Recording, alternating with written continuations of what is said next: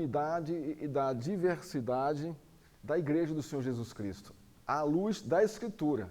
Não é? À luz da Escritura. Então, abra sua Bíblia em Coríntios, primeiro texto, Coríntios, capítulo 12. Nós vamos estar lendo esse capítulo aqui, nós vamos como introdução do nosso estudo de hoje, a partir do verso 12.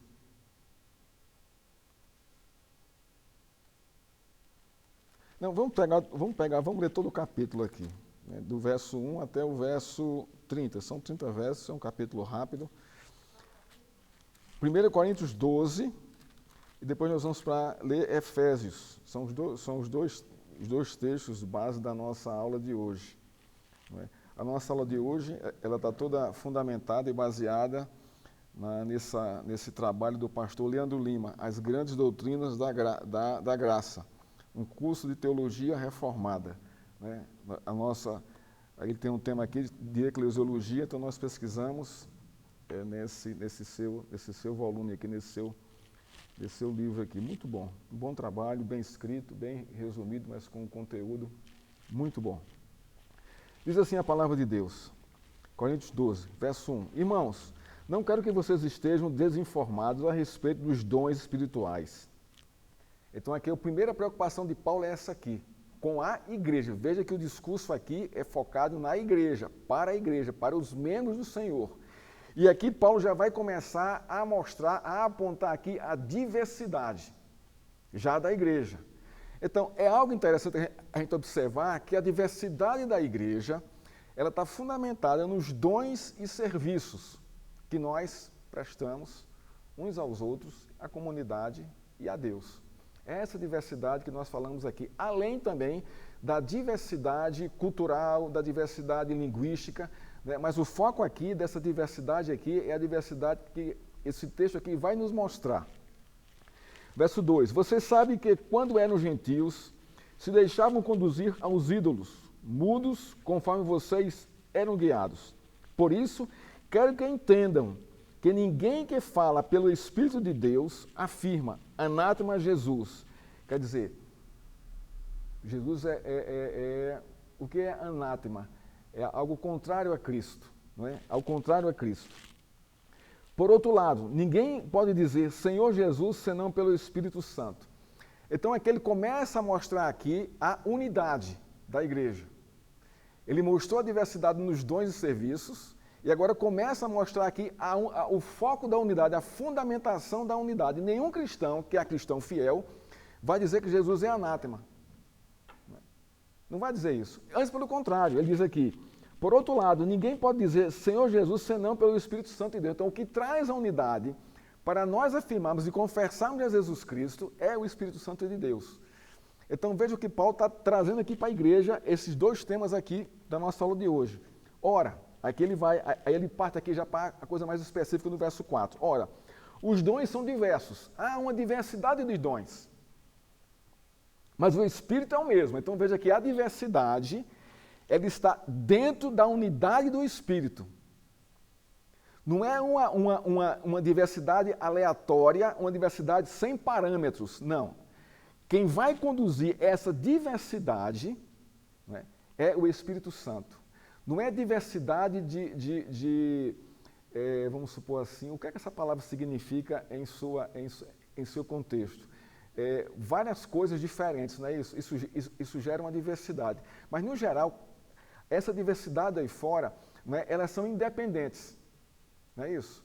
Então, a diversidade das raças, né? Então você vê que preto, branco, amarelo, pardo, então são diversidades, são coisas diferentes, né?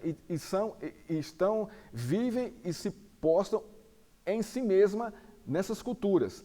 Mas a diversidade bíblica, ela está dentro de uma unidade.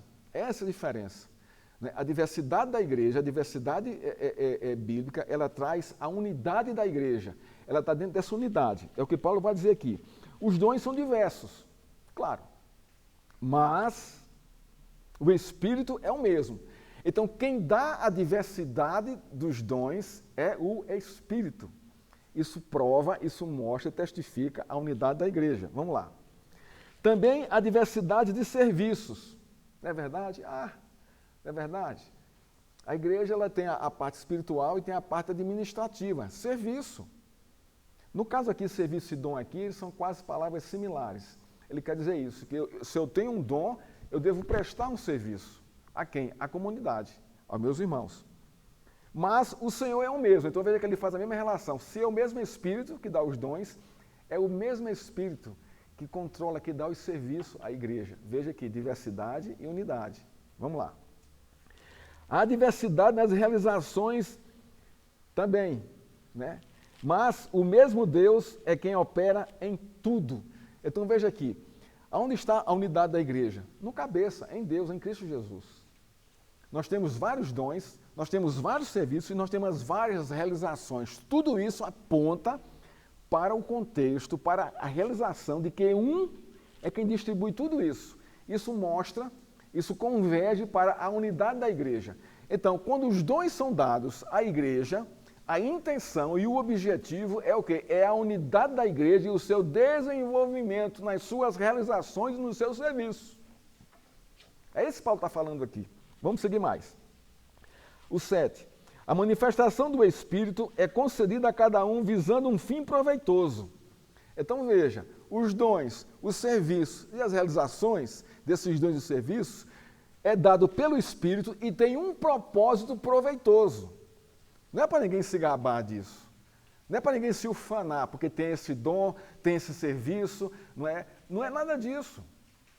Porque tem um fim proveitoso, é dado a você e a mim com um propósito proveitoso, mas para a coletividade e individualmente para você também. Vamos lá, ao verso 8. Porque a um é dada mediante o Espírito a palavra de sabedoria. Para quem? Para a igreja. Sempre foca aqui o contexto da igreja. Na conversa com os irmãos, no muitos conselhos que estão dentro da igreja, há a palavra de sabedoria. E vai ser proveitoso para os outros. Há outros, segundo o mesmo Espírito, a palavra de conhecimento. Não é isso? Os estudiosos que conhecem a ciência, conhecem muita coisa aí, conhecem também as escrituras, não é? Tem palavras de conhecimento, não é? Submissa à Bíblia. Nós não somos contra a ciência. A fé não é contrária à ciência. Nunca foi. Isso é um papo desses ateus, não é? que não conseguem entender e perceber, não é? Que a ciência vem de Deus. Há uma comunhão entre fé e ciência. A ciência está submissa à fé. Está submissa ao conhecimento dado por Deus. Então, o conhecimento aqui também mostra isso. Não é? Que é para abençoar, para ser proveitoso para a igreja. Que conhecimento? Todo conhecimento lícito. Todo conhecimento lícito. Cultural, científico, não é? Literário. Não é? Se tem verdade, né? Se é baseado numa verdade, né? Esse conhecimento vai agregar, vai abençoar os outros. A um é dada no mesmo Espírito a fé. A palavra fé aqui não é para a gente ter uma ideia do que seja fé, para não ficar aquela coisa obscura, né? nem sem um foco. Né? Fé é confiança em Deus, é confiar em Deus, confiança plena em Deus. Então, a outros, pelo mesmo Espírito, né, é dada a fé. Fé de crer em Deus. Não é? A fé não é de todos, a palavra diz isso. A fé é dada a quem Deus quer, ao homem que Deus quer bem. A outro mesmo Espírito, o dom de curar. Não é? Esse é um dom mais raro hoje. Mas existe, mas é raro. Mas veja só, é proveitoso para quem? Para a igreja. Para a igreja. Não é? Há outras operações de milagres, há outros profecia, aí a pregação da palavra, não é? É a pregação das escrituras. Há outro discernimento de espírito, né? Discerne os espíritos. Não é? Você trabalha, você se envolve com muita gente, não é? E você percebe as más intenções. Não é? Isso está dizendo isso, você tem discernimento de espírito. Né? Esse cara não está, ele está tentando agir aqui de uma forma aqui ruim para mim. Então você tem esse discernimento, você cai fora, você vai, Deus vai te dar o escape. Não é? Esse discernimento. né, da falsidade, da mentira, né, da maldade. Você discerne, Deus dá esse discernimento. Não é? Há outro discernimento, a um é dada a variedade de línguas. Que línguas são essas aqui? A palavra língua aqui no original é glossa, é idioma. E nós sabemos disso, que tem muita gente que tem facilidade em aprender idiomas. Fala mais de 2 línguas, não é? É dom. E tem muita facilidade em aprender também os idiomas. É dom de Deus. Com que propósito? Abençoar a igreja. Há outros, não é? Ele continua aqui, a capacidade para interpretá-las. Não é? Então, não é isso? Chega alguém aqui e vai pregar aqui em inglês. Logicamente, quem conhece as línguas sabe interpretar. Você veja que essa articulação aqui de dons de línguas e interpretação, elas estão unidas. Elas estão tão atreladas aqui, não é?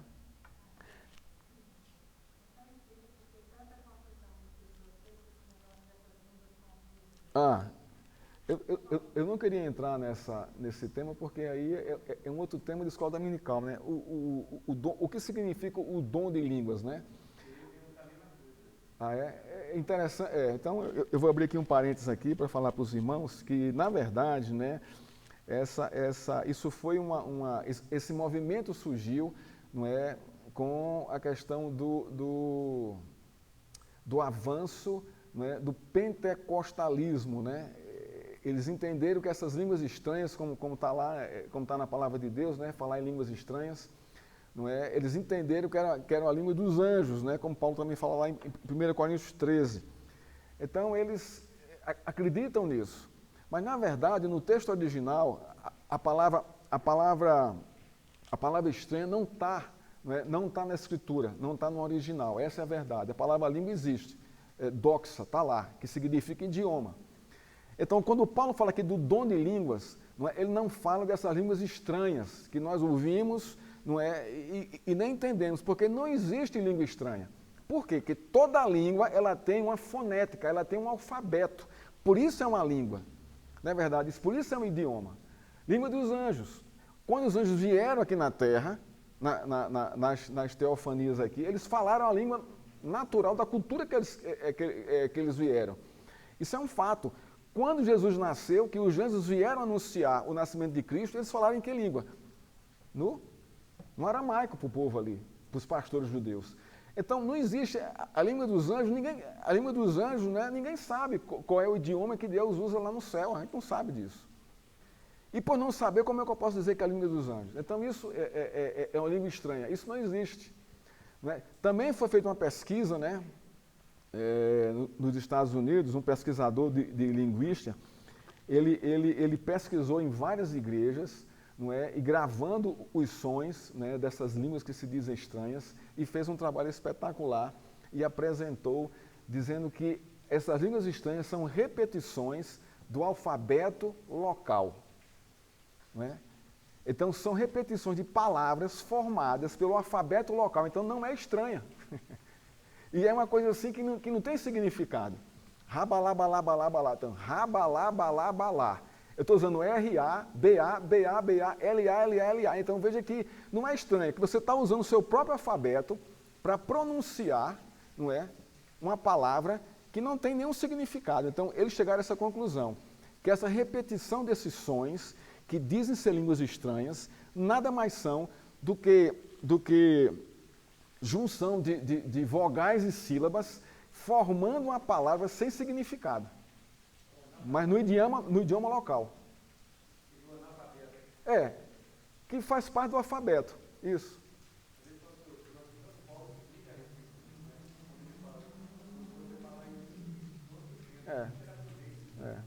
Mas é interessante que, eu não sei porque o tradutor da nossa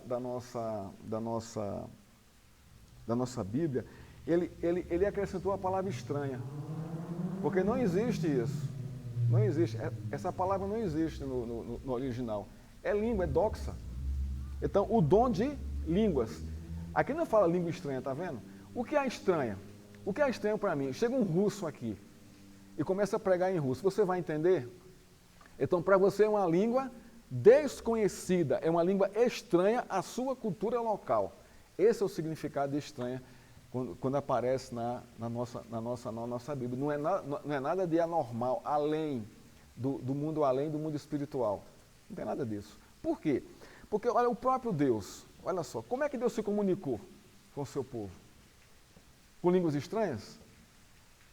O povo ia entender? Não, gente. Deus conhece todas as línguas, porque todas as línguas são criação dele. Ele, quando se revela ao povo, que ele escolhe para se revelar, ele vem para falar o aramaico. Ele não vem falar outra língua que Moisés não iria entender, que o povo não iria entender. E os profetas é a mesma coisa. Quando ele usa os profetas, ele está falando na linguagem que os profetas entendem. Quando Deus fala aqui em português para mim e para você, ele está falando na linguagem que nós possamos entendê-lo. Inglês, português, japonês, alemão e assim vai, sucessivamente. Então, irmãos, a gente precisa ter muito cuidado com esse movimento, né, de línguas estranhas, porque a gente não se sabe o que é isso. Isso não significa espiritualidade, isso não significa submissão a Deus, não tem nada disso. O que é que esse movimento traz em si dentro dessas igrejas? Divisão. Divisão. Porque se você não fala em línguas, então você está lá. Se você fala, você está cá. Se você não é batizado no Espírito Santo, você está lá. Se você está cá. Então veja que há uma divisão aí. Vai na igreja dessa pentecostal e preste atenção. E preste atenção o que é que vai acontecer se perguntar. Você foi batizado no Espírito Santo? Aí você vai dizer, fui. Você fala em línguas? Não, eu falo a língua normal. Você vai ser escanteado.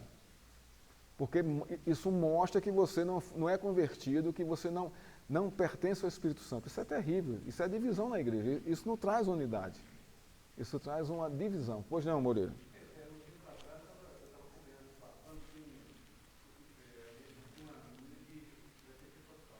É.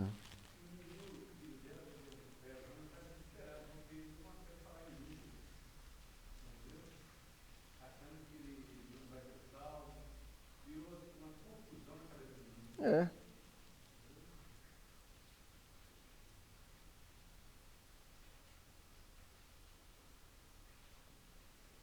Ok? Podemos prosseguir?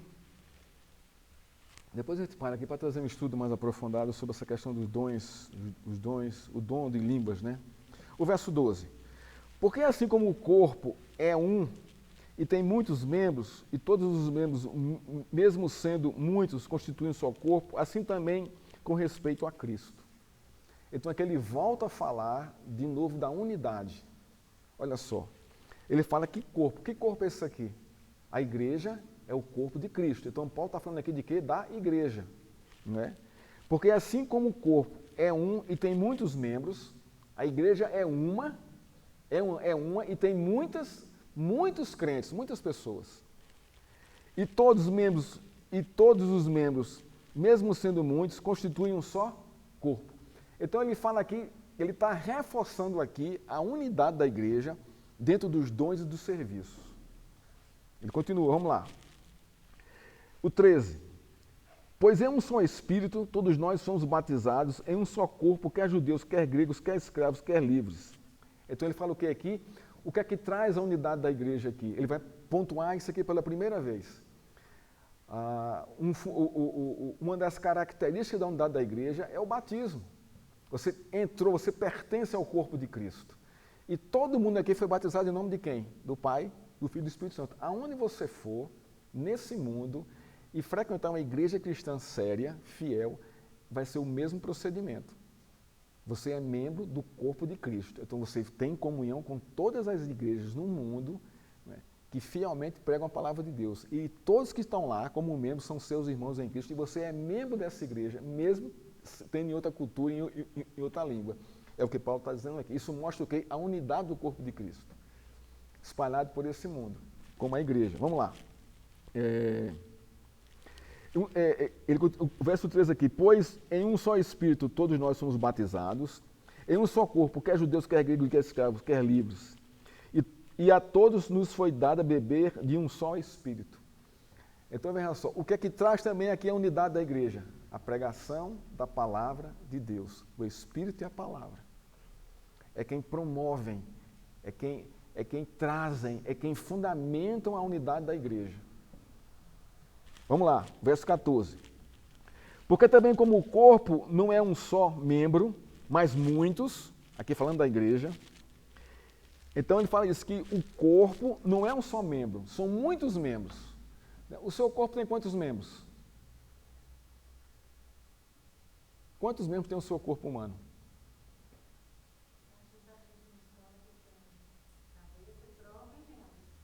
Cabeça, tronco e membros. Nós temos o quê? O corpo dividido em 3 partes. Um membro, né? e cabeça, tronco e 4 membros, né? Pernas e braços, pés e mãos. Então você vai. Então o que é que Paulo está dizendo aqui? O corpo de Cristo ele é formado por muitos membros, não é? E mais simboliza, mostra um só corpo. Então, se o pé disser, porque não sou mão, não sou do corpo, nem por isso deixa de ser do corpo. Não é isso? Então, aqui ele começa a colocar aqui, ele vai trazer aqui o corpo humano e dizendo que não tem como você dissociar do seu corpo humano o ouvido, o olho, o braço, a mão. Não tem como você dissociar isso. E esses membros do corpo, eles não vivem separadamente sozinhos. Eles têm que estar ligados ao corpo. Senão não funciona. Né? Arranca seu pulmão. Ele vai funcionar fora do seu corpo? Não, ele vai morrer. Então, isso ele mostra aqui, mais uma vez aqui, ele está trazendo aqui a unidade da igreja. Porque no caso de Coríntios era muito sério, a desunião, as facções, né? Então Paulo está aqui, não é? O verso 15, se o pé disser, porque não sou mão, não sou do corpo, nem por isso deixa de ser corpo. Se o ouvido disser, porque não sou olho, não sou do corpo, nem por isso deixa de ser corpo. Se todo o corpo fosse olho, onde estaria o ouvido? Se todo fosse ouvido, onde estaria o olfato? Mas Deus dispôs os membros, colocando cada um deles no corpo como Ele quis. Ah, por que não tem esse dom?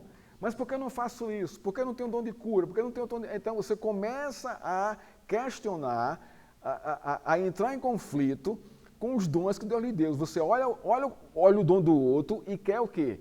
Quer aquele dom, você começa a ter inveja daquilo ali. Paulo está dizendo aqui, olha, não é assim que funciona. Porque quem deu os dons, deu conforme o seu querer. Não é porque você merece os dons. E isso é dado com propósito.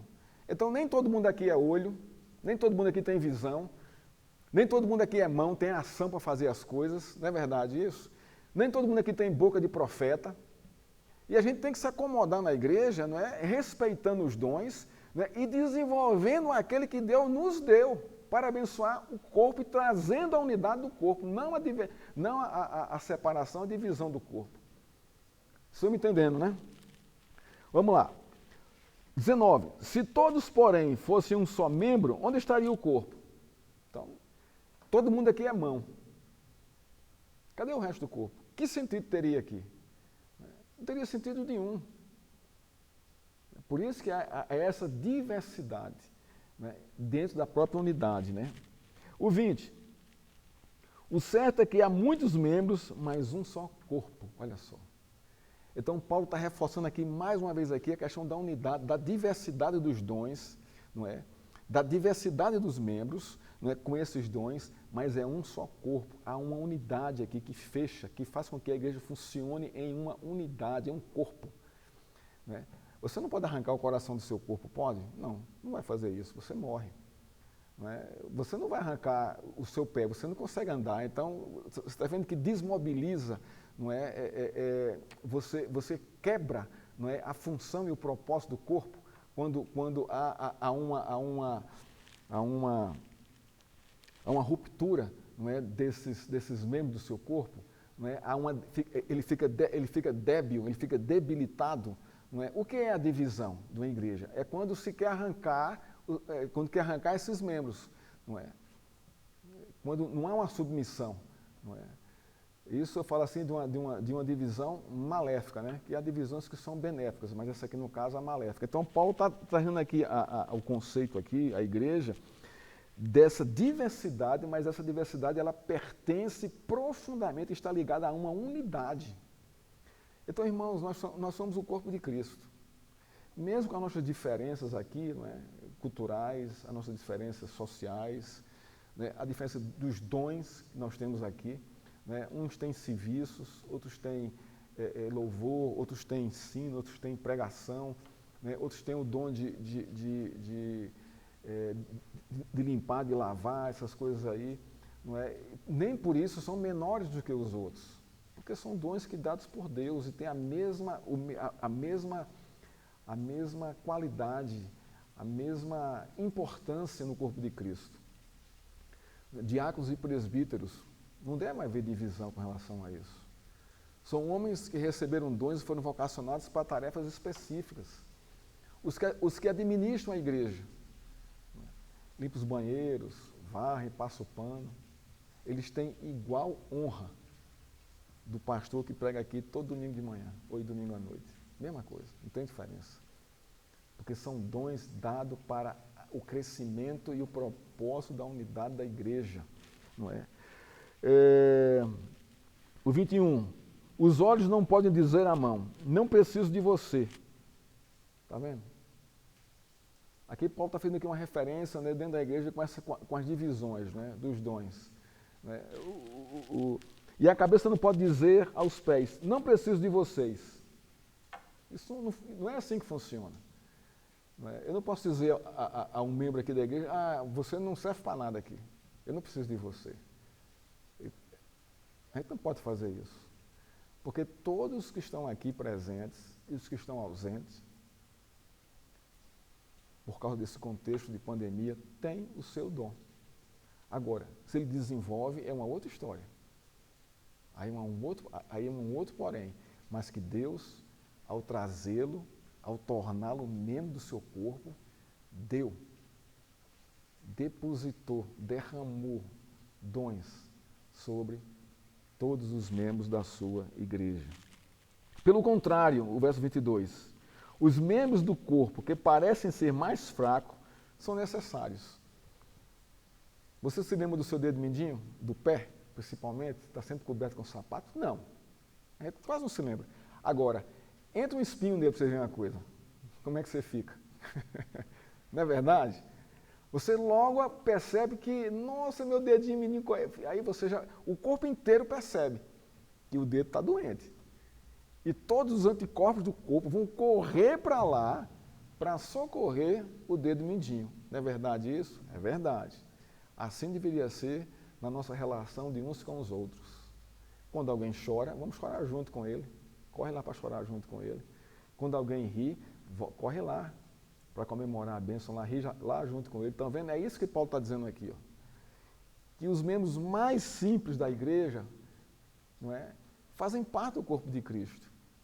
Né? Aqueles membros mais que a gente considera assim, mais insignificantes, que a gente nem nota às vezes na igreja. Né? A gente nem nota. Mas ele tem o seu dom e faz parte da arquitetura de Deus para desenvolver e fazer crescer a sua igreja. Não é? O verso, também os que não são decorosos, revestidos, e os que, o 23, e os que nos parecem menos dignos do corpo, a estes damos muita honra. Também os que em nós não são decorosos, revestimos de especial honra. Não é isso? Ao passo que os nossos membros nobres não têm necessidade disso.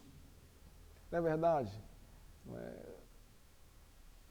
Porque nós já temos como nobreza. Qual o membro mais nobre do seu corpo?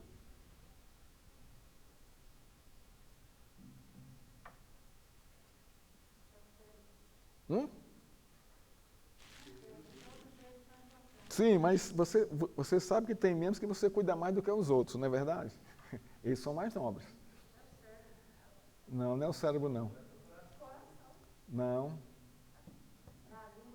Não, esse aí é que a gente menos se preocupa em trabalhar. É a nossa aparência, irmãos. Não, a aparência, o rosto, o corpo. Esse nós damos mais, são mais nobres, porque te apresenta na comunidade. Esse não precisa ser ninguém dizer que, né, como o texto diz aqui, né, não tem necessidade disso, né, de ser revestido de especial, né, de especial honra. Não precisa, porque, né, já está revestido disso aí. Todo mundo trata da sua beleza, não trata? Da sua aparência, não é? Então, vamos lá. Vamos chegar aqui. O 25. Contudo, o 24. Ao passo que os membros nobres não têm necessidade disso. Contudo, Deus coordenou o corpo, concedendo muito mais honra àquilo que menos tinha. Não é? Olha só. Então, a zeladora aqui, Deus concede muita honra para ela. Vem limpar aqui a igreja, vem participar aqui e tal. Né? Para que não haja divisão no corpo, mas para que os membros cooperem com igual cuidado em favor uns dos outros. Qual é a preocupação de Paulo aqui? A unidade da igreja. Para que não haja o quê? Divisão na igreja. Entendam como é que funciona a igreja de Cristo. Na diversidade dos dons, dos serviços, não é? E das tarefas, né? Observe isso aqui. Não é para haver diversidade, ou não é para haver divisão, né? De maneira que se um membro sofre, todos sofrem com ele. E se um deles é honrado, todos os outros se alegram com ele.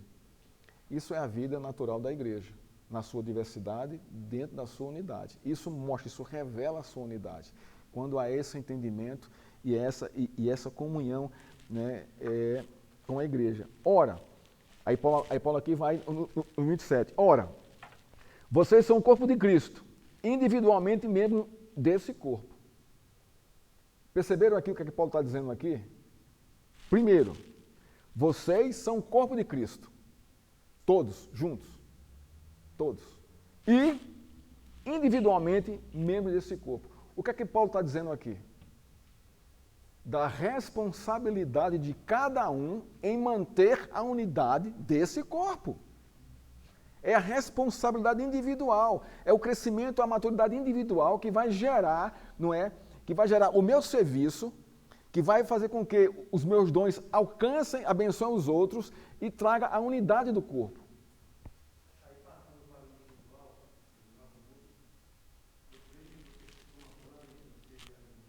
Exatamente, exatamente. Nós temos que ter cuidado, irmãos, com a nossa vida devocional. Quando eu falo que devocional, não é só ouvir a mensagem que eu ponho todas as manhãs, não é isso não. Quando eu falo devocional aqui, é esse crescimento pessoal em Cristo na Escritura, porque isso vai refletir dentro da igreja. Esse crescimento e essa maturidade. Não é? Esse aqui é o ponto. 28. A uns Deus estabeleceu na igreja, primeiramente, apóstolos. Então ele vai aqui falar da questão da organização da igreja. Ele falou dos dons, ele falou da membresia, ele falou dessa unidade, ele falou dessa diversidade, e agora ele vai trazer isso aqui dentro do contexto da liderança. Quem é que vai dar forma? Quem é que vai aprumar, né, essa diversidade na unidade? Aí vem aqui agora, quem são? A liderança da igreja. A uns Deus estabeleceu na igreja primeiramente apóstolos, em segundo lugar profetas, em terceiro lugar mestres, depois operadores de milagres, depois os que têm dons de curar, ou de ajudar, ou de administrar, ou de falar em variedade de línguas. Mas aqui é variedade de idiomas. A palavra aqui devia ser idioma, seria mais correta aqui. Não é? Aí ele vai fazer aqui uma pergunta. Será que todos são apóstolos? Todos são pastores aqui da igreja? Não. Por quê? Porque já pensou aqui, todo mundo aqui pastor, todo mundo cabeça aqui, cadê o resto do corpo? Cadê o pescoço, os braços, as pernas? Não funciona. Não é? Vamos lá. Será que todos são profetas? Será que todos são mestres? Não, irmãos. Então você vê que Deus coloca os dons, dá a cada um esse dom para o quê? Para crescimento, né, na diversidade, para a unidade da igreja. Não é verdade? Ele continua aqui. São todos operadores de milagres? Não, não são. Mas não, Todos têm dons de curar? Não. Todos falam em línguas? Não. Todos têm o dom de interpretar essas línguas? Não. Entretanto, procurem com zelo os melhores dons. Está vendo aqui a responsabilidade de cada um aqui? Você saber o seu dom. Né? E como é que eu sei, pastor, o meu dom? Pelo seu serviço voluntário, prazeroso dentro da igreja. Não é? Aí você percebe logo, o meu dom é esse aqui, então desenvolva seu dom. Você quer outro, peça a Deus outros dons, não é? Para desenvolver, procure, não é? Discernir isso aí, porque Deus lhe capacitou, não é? Com algum dom. Não é? Pois não, Ana, pergunta. Pode, mais de um. Hein? Dá. Se você pedir com proveito para a unidade da igreja. Hein? Alguém chega em sua casa doente, você ora e ele é curado. Dom de cura, exatamente, só com isso. É o dom de cura.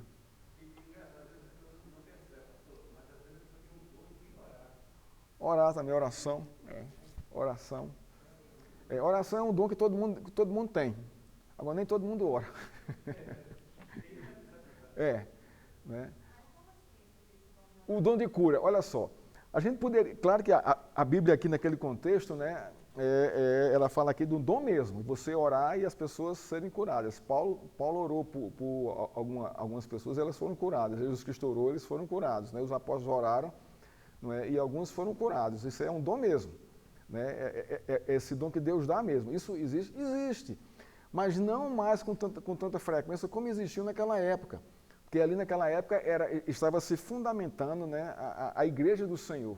Então havia essa necessidade dessas manifestações, né, de todos esses dons. Não é? O dom de línguas, né, quando há o Pentecoste ali, né, são mais ali de 13 nações que ouvem a mensagem do Evangelho na sua própria língua. Não era língua estranha, era o idioma que eles estavam falando sem nunca ter ido para a escola, ou feito uma cultura inglesa, ou uma cultura alemã, ou sei lá, estavam falando, e o povo, aquela nação que tinha ido para Israel, né, para celebrar o Pentecostes lá, não é, estava ouvindo no seu idioma. Então aquele foi um milagre assim, não é, ali foi a Babel inversa. O que foi com a Torre de Babel? Não é? As línguas vieram para a dispersão. Né? O que foi que houve no Pentecoste? A Babel inversa, veio para aglutinar, para salvar, para trazer a mensagem do Evangelho.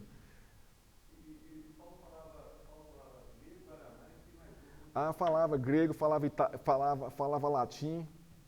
Era cidadão romano, ele falava latim, né? Grego, aramaico, hebraico, latim, não é? Provavelmente falava espanhol, que ele estava querendo ir para a Espanha. Então Paulo era um cara assim, muito dotado de línguas. Ele disse, eu falo língua mais que qualquer um de vocês, mas se eu falar aqui, vocês não vão entender, eu não vou falar. Não adianta falar. Não é? Ok? Agora vamos para... Pois não.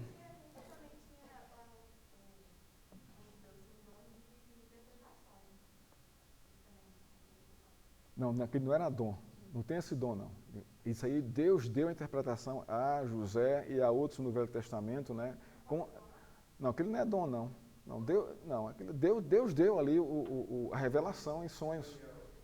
O dom, Ana, Deus dá e está em você, não sai mais o dom. Você pode abafar, você pode deixar de usar, mas o dom é seu, está lá, está com você. Né? Ali, a questão dos sonhos ali, Deus revelou em sonhos o que ia acontecer, né? É diferente, ali não era um dom, ali era uma revelação em sonho. Não é? Mas podia acontecer mais uma vez. O quê?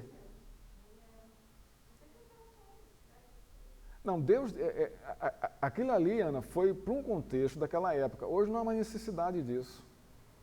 Por quê? Porque a palavra já traz, a palavra é a revelação plena de Deus. Nós não temos mais necessidade de dizer, Senhor, me dá um sonho para entender o livro de Efésios. Não precisa disso mais. Porque você tem um livro já escrito e você só basta ler e Deus me dá entendimento, Ele vai te dar entendimento. Eu quero um sonho para ver o futuro. Aí você já está fugindo para uma outra coisa que a Bíblia não manda você fazer. Aí é uma questão que não tem nada a ver com as Escrituras e com a doutrina e com o ensino bíblico. Não. Deus, Ele pode dar? Pode. É uma coisa, quer dizer, Ele é soberano, ele domina todas as coisas, mas não há mais essa necessidade, não é, de se ter esses sonhos e essas visões que se tinham no Antigo Testamento. Porque Jesus Cristo completou tudo isso e nos deixou a palavra escrita. Tudo que nós precisamos para a nossa vida espiritual, a nossa vida cultural, a nossa vida social está nas Escrituras. da nossa vida futura. Leia as Escrituras que elas vão te dar, vão te mostrar tudo isso aí. E você tem só que crer e confiar. Não é? Entendeu? Está claro? Deus pode dar um sonho para você? Pode. Mas é uma coisa muito pessoal, que tem a ver com a sua vida. Não é? Deus assim, Senhor, me dá um sonho para ver o futuro daqui a 10 anos. Isso não vai acontecer. Isso não vai acontecer. Não é? Não vai. O quê? Esses profetas aí, esses Falsos falsos profetas. profetas. Que falam assim, Deus me falou que vai ser assim, assim, Isso aí não. Isso aí é uma coisa que a gente não deve cair nessa conversa aí. Porque isso não é uma prática bíblica saudável, né? Não, vocês estão com a máscara, eu não estou ouvindo nada. Eu não estou ouvindo, não. Tira a máscara para poder falar. O diabo se aproveita disso, exatamente. Ou senão sua própria mente, seu próprio coração. Não é? Pois não, Eugênio? Pois não, Eugênio? Tem uma religião aqui que o profeta lá escreve uma carta falando sobre Deus que direciona a pessoa, falando todo o futuro da pessoa. Só que o senhor tinha só esquecido naquela carta. O senhor já viu? Deus me livre, corra disso. Corra disso.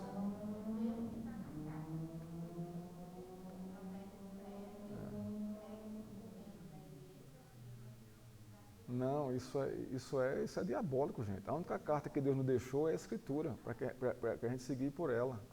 Fora isso não é igreja, não. Isso é uma seita diabólica. Não é? E nenhum homem na face da terra tem o poder de escrever o seu futuro. Nenhum deles, qualquer que seja. Não tem essa capacidade. Não tem. Isso não foi revelado para ninguém. Deus não fez isso. Não fez isso, não deu esse dom, não deu essa coisa para ninguém. Outro texto é Efésios, capítulo 4. Vamos lá. Oi? Tá, eu vou encerrar. Vou só ler aqui. A gente nem começou, a gente só começou aqui nos textos aqui. Efésios capítulo 4, né? Vamos ler até o verso 16, do verso 7 ao verso 16. Efésios capítulo 4, né? Do 1 ao 16, né? Porque Paulo vai falar de novo aqui da questão da unidade da fé por meio da diversidade dos dons. Diz assim, Efésios capítulo 4. É outro texto também que fala sobre a unidade e a diversidade da igreja. Por isso eu, o prisioneiro do Senhor, Paulo estava preso, peço que vocês vivam de maneira digna da vocação que foram chamados. Que maneira é essa? Vamos ver aqui. Com toda humildade e mansidão, com longanimidade, suportando uns aos outros em amor, fazendo tudo para preservar a unidade do Espírito no vínculo da paz. O que é que Paulo está pedindo aqui aos irmãos lá da igreja de Éfeso? A unidade da igreja. Olha só, não é? Viver de maneira digna. Como é que se vive de maneira digna? Não é? Preservando a unidade da igreja. Preservando a sua comunhão com a igreja. E a comunhão dos outros com você. Preservar é guardar, é sustentar, é manter, é alimentar isso aí. Então essa é uma maneira digna de se viver o Evangelho de Cristo. Irmãos, isso aqui é muito forte para o nosso contexto hoje. É uma coisa que me entristece profundamente. Ver isso aqui e ver a realidade dos nossos dias. Onde a apostasia está aí correndo solta. Essa pandemia veio para pontuar, para mostrar essa realidade. Não pense que em março, quando voltarmos aqui com as crianças, essa igreja vai encher. Não vai. Porque muita gente realmente debandou, esfriou mesmo. Não quer mais nada. Na quinta-feira a gente teve o culto via online. Aquilo me entristeceu profundamente. Porque há uma preferência, por uma via, uma via artificial de comunhão, do que pela via real de comunhão. via igreja. Vocês receberam, né, aquela palavrinha do pastor Hernandes, né, falando sobre a questão de frequentar os cultos, né? É inadmissível que um crente em Jesus Cristo não venha à comunhão da sua igreja, ou que relegue isso, ou que não dê valor a isso, ou que menospreze isso. Não se converteu, não entendeu o que é o Evangelho, não entendeu o que é estar em comunhão com o corpo de Cristo. É muito sério isso, irmãos. É muito sério. Não é? Por isso que Jesus Cristo disse que quando eu voltar, eu vou achar fé na terra, eu vou achar aqueles que confiam em mim, que perseveraram, que foram resilientes, não é, na comunhão comigo, não é, do corpo de Cristo. Não é? Então, o que Paulo está dizendo aqui exortando aqui a igreja a viver de maneira digna da vocação a que foram chamados. Olha só, há um chamado e há uma vocação aqui, irmãos. E nós precisamos discernir isso. Ninguém aqui se candidatou a ser eleito para ser membro dessa igreja. Ninguém aqui foi chamado por mim ou por alguém para fazer parte. Não, a coisa não funciona assim. Porque ela é sobrenatural, ela vem de cima para baixo. O chamado vem de cima, a vocação vem de cima, e nós somos colocados no meio do corpo de Cristo também por uma ação soberana de Deus. Somos enxertados no corpo de Cristo por meio de Cristo, pela graça de Deus em Cristo. Éramos como ovelhas desgarradas sem pastor, cheio de carrapicho, cheio de coisa, olha só. E aprove a Deus deixar as 99 justas lá no curralzinho e ir atrás de mim e de você para trazer. E nós estamos na igreja e num momento como esse, há uma evasão imensa. Das duas, uma.